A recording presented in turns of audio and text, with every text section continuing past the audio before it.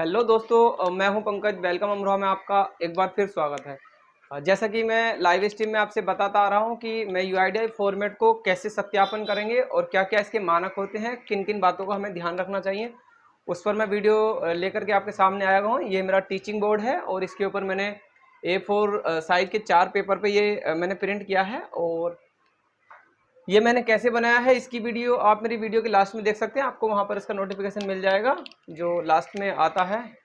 और इसके क्या क्या मानक है और किन किन बातों का ध्यान रखना चाहिए और किन किन बातों को ध्यान में रख करके हम इसका यूज़ कर सकते हैं। हालांकि सबसे ज़्यादा जो ऑपरेटर ब्लैक लिस्ट हुए हैं ना, तो इसी की कारण से हुए हैं। क्यों?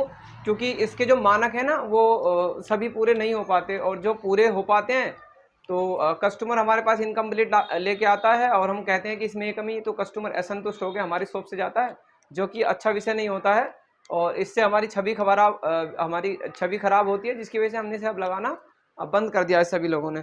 तो हम इसे कैसे फिल करेंगे और क्या क्या इसकी सावधानियां उसके बारे में बताएंगे। तो चलिए हम अभी से फिल करना बताते हैं। तो देखिए, मैंने थोड़ा सा कैमरे को सेट कर लिया है और इसमें आपको ये यूआईडीआई फॉर्मेट है, सही दिख रहा होगा। इसके लिए आपको केवल नीले पेन का यूज़ करना है। तो अभी ब्लैक और मैं ये रेड को हटा देता हूं। आपको केवल नीले पेन का यूज़ करना है और इसको हम दिख रहा है UIDAI फॉर्मेट इसे कहते हैं।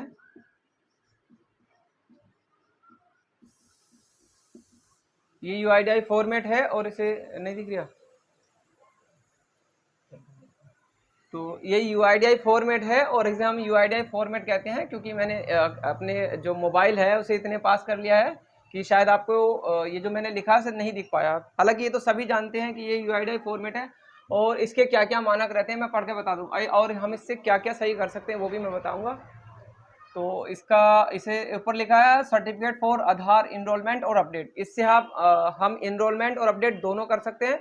हालांकि मैं इस फॉर्मेट पर पूरी वीडियो बना के चलूँगा, बना करके चलूँगा, क्योंकि यह जानकारी आप लोगों को पता है जो मैं बता रहा हूँ। फिर भी मैं जो लोग इसे नहीं देख पाएंगे उसके बारे में से मैं बता के चलूँगा।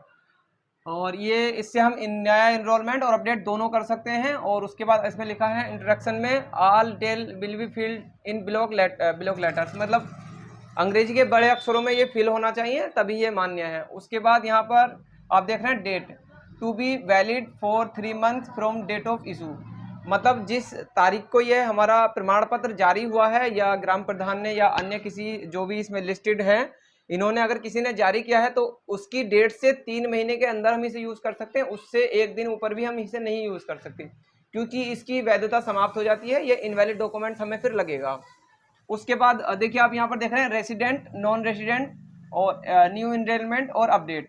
तो अगर हम सबसे पहली बात, अगर हम भारत के निवासी का बना रहे हैं, हालांकि भारत के निवासी का ही बनाएंगे, नॉन रेसिडेंट केस तो बहुत ही कम देखने को मिलते हैं। तो इसके नियम थोड़े से अलग रहते हैं कि हमारे यहाँ 180 डेज से अगर कोई बाहर का व्यक्ति रह रहा है या 12 साल 1 साल, तो उसके कुछ नियम है, उसके बारे में अभी बात करेंगे, हम अगली वीडियो में बात करेंगे। तो सबसे पहले हम रेसिडेंट पर क्लिक करेंगे। तो हम भारत के निवासी का आधार कार्ड सही कर रहे हैं या मतलब सही कर रहे हैं या बना रहे हैं। तो पहले मैं न्यू इनरोलमेंट पर बता देता हूं, क्योंकि अगर ये फिल हो गया उसके बाद इसकी वैल्यू मेरे फॉर्म जो है खराब हो जाएगा, फिर मुझे रीप्रिंट करना पड़ेगा, इसमें काफ़ी टाइम मुझे लग जाएगा। ठीक है मित्र, तो अभी हम न्यू इनरोलमेंट की बात करते हैं। अगर हम न्यू इनरोलमेंट किसी का बना रहे हैं तो यहाँ पर उनका कुछ नहीं आएगा, क्योंकि न्यू इनरोलमेंट के केस में हमारे पास आधार नंबर नहीं होता है। उसके बाद उनका फुल नेम यहाँ पर कैपिटल अक्षरों में आ जाएगा। हालांकि मैं न्यू इनरोलमेंट के लिए ऐसे ही बता देता हूँ और फिर अपडेट के लिए मैं सभी को बताऊंगा कि अपडेट हमें कैसे करना है। तो अभी न्यू इनरोलमेंट की प्रक्रिया आप सुन लें।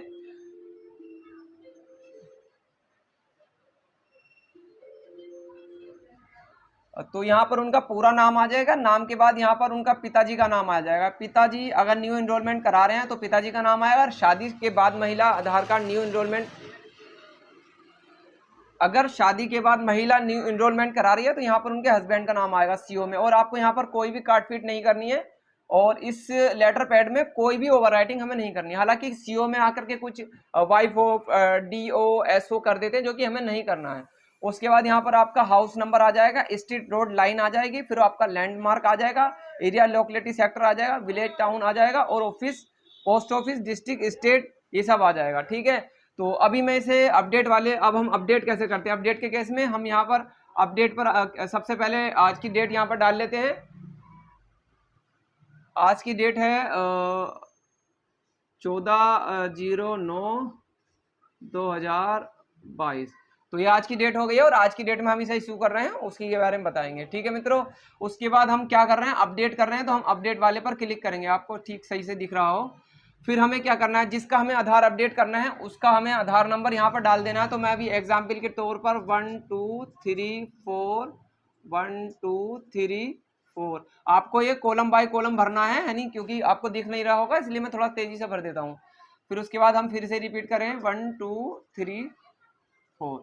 तो ये हमारे 12 डिजिट जो आधार कार्ड के होते हैं 4-4 डिजिट में बटे हुए पूरा हो चुका है उसका। अब उनका फुल नेम, अब आप यहाँ पर सुन लीजिए कि अगर कस्टमर का नाम चेंज करा रहे हैं, हालांकि आप इस ऑप्शन का मतलब उसका कस्टमर का खुद का नाम परिवर्तन कर रहे हैं, जैसे किसी की स्पेलिंग सही करना, सरनेम लगाना, कुमार सिंह की स्पेलिंग मिसमैच है उसे सही करना, और जैसे सरनेम में काफ़ी होती हैं वगैरह, काफ़ी स्पेलिंग होती हैं, तो उनमें से अगर किसी को सही कर रहे हैं तो आपको यहाँ पर करेक्ट नेम लिखना है, ना कि वही नेम आपको आधार में लिखना है, आधार वाला लिखना है।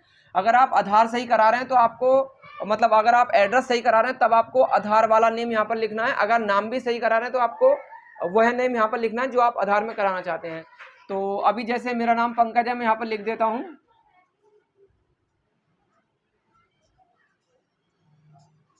तो मैंने अपना सही नाम कर दिया है। अब हम क्या करेंगे, इसमें एड्रेस चेंज करेंगे, या फिर सरनेम अगर आप लगाना चाहते हो तो इसे यहाँ पर लिख सकते हैं जो भी आपका सरनेम हो। उसके बाद यहाँ पर फादर्स नेम लिख देते हैं।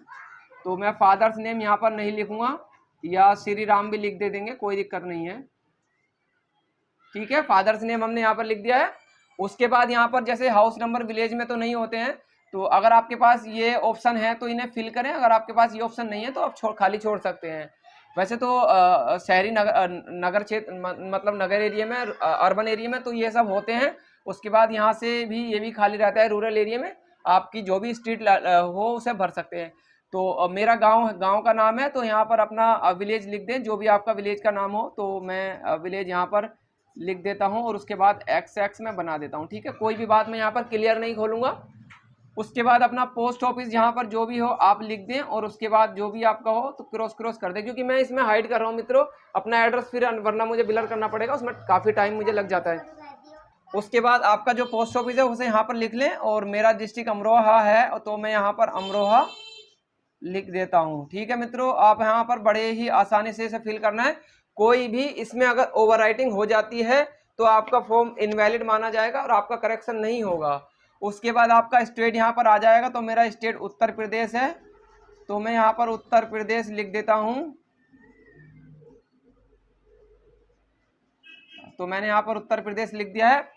उसके बाद जैसे कुछ स्टेटों के नाम थोड़े से बड़े आते हैं तो यहाँ पर इस कॉलम को पूरा कर सकते हैं। ठीक है, आगे मेरा पिन कोड जो है मैं यहाँ पर लिख देता हूँ, और फिर मैं पिन कोड को भी हाइड कर देता हूँ। ठीक है मित्रों, उसके बाद मुझे क्या कराना है, अगर मुझे डेट ऑफ बर्थ सही करानी है तो मुझे करेक्ट डेट ऑफ बर्थ यहाँ लिखनी पड़ेगी।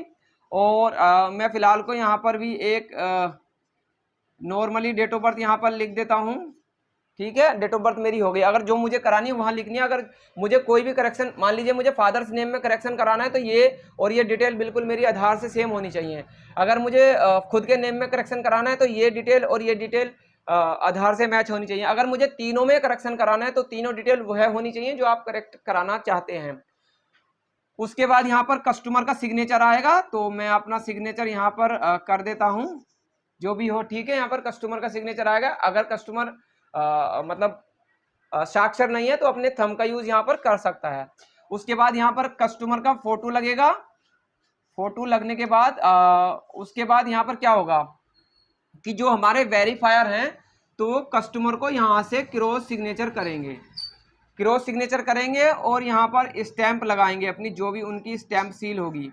स्टैंप सील के बारे में मैं बता दूं, क्योंकि फोटो का जो पेपर होता है वो काफ़ी मोटा होता है नॉर्मली फॉर्म के मुकाबले। जो हमारा A4 शीट के जो पेज होते हैं, जो A4 पेज होता है हमारा, तो वो उसके मुकाबले जो फोटो पेपर होता है काफ़ी थोड़ा मोटा होता है। तो जब उस पर हम सील या स्टैंप लगाते हैं तो कभी कभी देखने को होगा कि स्टैंप फोटो पर तो क्लियर आ जाती है, तो फॉर्म पर क्लियर नहीं आ पाती। तो वह उस स्थिति में भी आपका फॉर्म जो है इनवैलिड माना जाएगा। ठीक है, और तो उस स्थिति में भी आपका फॉर्म इनवैलिड माना जाएगा। और अब मान लीजिए कि सिग्नेचर करता या फॉर्म को जारी करता ने यहाँ पर सिग्नेचर किए, मान लीजिए यहाँ पर सिग्नेचर करिए और यहाँ पर जो है सिग्नेचर उनके नहीं आए फॉर्म पे। कुछ देखा होगा कि कभी कभी फोटो पे हमारा पेन नहीं चलता है, तो फोटो पे पेन चलने के बाद पेन ऐसा हो जाता है कि फॉर्म पर नहीं चलता है। तो मान लीजिए यहाँ पर फोटो पर सिग्नेचर किए और नहीं चले, उसके बाद यहाँ से हो गए, तो वह स्थिति में भी आपका फॉर्म इनवैलिड माना जाएगा। और यहाँ पर फोटो पर सिग्नेचर किए और फॉर्म पर भी नहीं पहुंचे, उस स्थिति में भी आपका फॉर्म इनवैलिड माना जाएगा। अब आते हैं सर्टिफायर डिटेल पर। सर्टिफायर डिटेल तो यहाँ पर फिल नहीं करूंगा क्योंकि मैं किसके लिए जारी कर रहा हूँ। चलो मान लीजिए कि ग्राम प्रधान से ही मैं इसे जारी कर देता हूँ, है नहीं। तो यहाँ पर उनका नाम आ जाएगा, जो भी उनका नाम हो, तो एक्स वाई जेड जो भी उनका नाम है यहाँ पर लिख दें। फिर उनका पद आ जाएगा, जैसे कि यहाँ पर उनका पद लिखा जाएगा ग्राम प्रधान, यहाँ पर आ जाएगा क्योंकि वो ग्राम प्रधान के पद पा रहे हैं। जो भी आपके वेरीफायर का पद हो यहाँ पर आप लिख सकते हैं। उसके बाद यहाँ पर उनका एड्रेस एड्रेस उनका कौन सा आएगा, जो ऑफिस एड्रेस होता है वो कौन सा एड्रेस यहाँ पर आएगा। ऑफिस एड्रेस वह होगा, क्योंकि ग्राम प्रधान तो अपने निवास पर रहते हैं, उनका तो कोई ऑफिस नहीं है, और ना ही आप पंचायत घर का या सचिवालय का एड्रेस लिखेंगे। मान लो सचिवालय का भी अगर आप एड्रेस लिखेंगे तो वो भी उसी ग्राम पंचायत के अंदर में आता है, तो वह भी एड्रेस भी आपका चल जाएगा। पर आपको जो जहाँ का ग्राम प्रधान है वहाँ का एड्रेस आपको यहाँ पर लिख देना है। तो कोई भी एड्रेस जो भी हो उनका एड्रेस आपको फिल करना है पूरा। और यहाँ पर लास्ट में उनका जिला भी आ जाएगा। जैसे मान लीजिए यहाँ पर मैं जिला लिख देता हूँ, अमरोहा जिले के थे वो या हैं। और उसके बाद यहाँ पर उनका कॉन्टैक्ट नंबर आ जाएगा। ठीक है मित्रों, कॉन्टैक्ट नंबर यहाँ पर आ जाएगा। और फिर उसके बाद यह तो हो गया सारी डॉक्यूमेंट्स फिल करने की प्रक्रिया। फोटो पर आपको विशेष ध्यान देना है। फोटो पर जब पेंसिल या स्टैंप नहीं लगती है तो यहाँ से ही हमारी सारी गलतियां शुरू होती हैं। ठीक है मित्र, उसके बाद क्या होता है, यहाँ पर उनका एड्रेस आ गया। अब मान लीजिए कि यह प्रमाण पत्र किसने जारी किया है। अगर हम डेट ऑफ बर्थ सही कर रहे हैं तो प्रधान के लेटर पैड से या प्रधान के जारी हुए से हम डेट ऑफ बर्थ को नहीं सही कर सकते हैं। उसके लिए अलग ऑप्शन है। डेट ऑफ बर्थ के लिए हम head of recognise education institute से डेट ऑफ बर्थ सही कर सकते हैं, और इसमें गजेटेड ऑफिसर जो होते हैं उनसे कर सकते हैं, और ईपीएफओ के माध्यम से डेट ऑफ बर्थ सही कर सकते हैं। ठीक है, और नाम के लिए हम विलेज पंचायत से भी कर सकते हैं, एड्रेस हम विलेज पंचायत से भी कर सकते हैं, और एमपीएमएलए से एड्रेस कर सकते हैं, नाम कर सकते हैं, तहसीलदार से भी नाम और एड्रेस हम कर सकते हैं। और बाकी सॉफ्टवेयर में अभी नए अपडेट आए हैं तो थोड़ा सा मैं उस पर वीडियो पे बताऊंगा, आप देख लेना। अगर इसमें हो सकता है कि मैंने कोई डॉक्यूमेंट्स गलत बता दिया तो आप उसे अपने अनुसार चेंजेस कर सकते हैं। ठीक है, और अभी एक बात बताने को रह गई है मेरी, हम इस प्रमाण पत्र का यूज कहाँ करेंगे। देखिए अभी आपको इसमें कोई भी रेड पेन का यूज नहीं करना है, फिर भी मैं आपको मार्क लगा के दिखा देता हूँ कि रेड पेन में क्यों दिखा रहा हूँ। यह प्रमाण पत्र किस किस ऑप्शन पे यूज करेगा, तो हम अगर मैं बताऊं तो पीयूआई के लिए आपका इसका लिस्ट में 23 नंबर देख सकते हैं, देखिए 23 नंबर देख सकते हैं पीओआई के लिए। और उसके बाद है 23 नंबर पे, और उसके बाद पीओए के लिए हमारा 28 नंबर लिस्ट में दिया है। 28 नंबर पे देख सकते हैं कि कौन कौन इसे जारी कर सकता है। उसके बाद आप यहाँ पर देख रहे हैं डीओबी डॉक्यूमेंट्स सीरियल नंबर 12। तो लिस्ट के अनुसार डीओबी में हमें इस प्रमाण पत्र से कौन क्या क्या चीजें सही कर सकते हैं और किसके माध्यम से सही कर सकते हैं, आप 12 नंबर पर जाकर देख सकते हैं। और आगे लिखा है enrolment and update regulation 2016 as a amended from time to time, मतलब ये इसमें अपडेट या सुधार जो भी हो सकता है होता रहेगा। ठीक है मित्रों, आपको इनके अनुसार इसमें अपडेट करना है कि यह प्रमाण पत्र किसके द्वारा भरा हुआ है। आप यहाँ से देखें उसके मान लीजिए कि कस्टमर कह रहा है कि मुझे अपना नाम सही कराना है, तो नाम के लिए आप पीओआई के 23 नंबर पर लिस्ट में पहुंचे।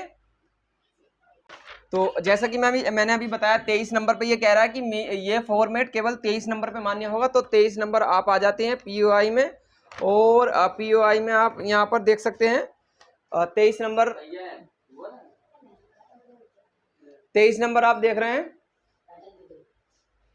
ठीक है, 23 नंबर देख रहे हैं, तो 23 नंबर पे कौन कौन इसे जारी कर रहा है पीओआई के लिए आप देख सकते हैं। उसी प्रकार से उसके बाद आप पीओए ऑप्शन पे हम जाके क्या क्या सुधार कर सकते हैं, तो मैं इसमें पीओए प्रूफ ऑफ एड्रेस पर चला जाता हूं। तो प्रूफ ऑफ एड्रेस आप देख सकते हैं ये रहा, और इसमें बोला गया है 28 नंबर पे। तो आप 28 नंबर पे इसके जारीकर्ता जो है पीओ एड्रेस के लिए दिए गए हैं, आप उसे देख सकते हैं। ठीक है, उसी के बाद डीओबी में दिखाया, डीओबी में 12 नंबर, तो हम डीओबी वाले ऑप्शन पर आ जाते हैं। डीओबी वाले ऑप्शन पर आपको इसमें 12 नंबर दर्शाया गया, तो डीओबी में 12 नंबर से आप यहाँ पर देख सकते हैं कि कौन कौन इसे जारी कर सकता है। ठीक है, और देखिए पीएफओ डीओबी के लिए और यूआईडीआई स्टैंडर्ड फॉर्मेट के बारे में इसमें बताया गया है। तो आगे अभी फॉर्म थोड़ा अधूरा रह गया, मैं आपको समझा देता हूँ कि यह जो प्रमाण पत्र है हमने ग्राम प्रधान द्वारा जारी किया गया है एड्रेस सही करने के लिए। ठीक है, तो एड्रेस सही करने के लिए हमें ग्राम प्रधान के जो ऑप्शन है विलेज पंचायत हेड ऑफ मुखिया, उसके द्वारा हम इस पर क्लिक करेंगे। और अगर मैं आपको बता दूं, अगर ये फॉर्मेट आप सेक्रेटरी द्वारा लिखवा करके लाते हैं तो इसमें सेक्रेटरी का कहीं भी ऑप्शन नहीं दिया, तो आप विलेज पंचायत हेड ऑफ मुखिया के ऑप्शन का ही सिलेक्शन कर लेंगे। Superintendent, EPFO, village officer, village panchayat, gazetted MP, MLA, tehsildar. तो ठीक है भाई, इसमें मुखिया वाला का वही ऑप्शन दिया, आप लिस्ट में एक बार देख सकते हैं। अब आगे को जो इसकी लास्ट वाली प्रक्रिया रह गई वो देखना है कि इसमें कोई भी ओवरराइटिंग नहीं होना चाहिए। तो मेरे फॉर्म में यहाँ पर ओवरराइटिंग हो गई है, तो ये फॉर्म मेरा फिलहाल को इनवैलिड हो गया है, पर मैंने आपको दिखाने के लिए बताया है केवल। तो अभी मान लीजिए इसमें कोई ओवरराइटिंग नहीं है। उसके बाद डेट ऑफ इशू फील्ड, तो इसमें डेट हमारी डल गई है, किस तारीख को हमने जारी किया है, इस पर भी हम टिक करेंगे। उसके बाद रेसिडेंट सिग्नेचर, तो रेसिडेंट ने अपने यहाँ पर सिग्नेचर कर दिए हैं, तो यहाँ पर भी हम क्लिक करेंगे। उसके बाद सर्टिफायर डिटेल, मतलब यह प्रमाण पत्र किसने जारी किया है उसके द्वारा अपनी डिटेल यहाँ पर फिल की गई है, तो आप इसे जारी करेंगे, क्योंकि यह डिटेल आपको फिल नहीं करनी है, ये वेरीफायर खुद से डिटेल फिल करके भेजेंगे। तो सर्टिफायर डिटेल पर आपको यहाँ पर क्लिक करेंगे।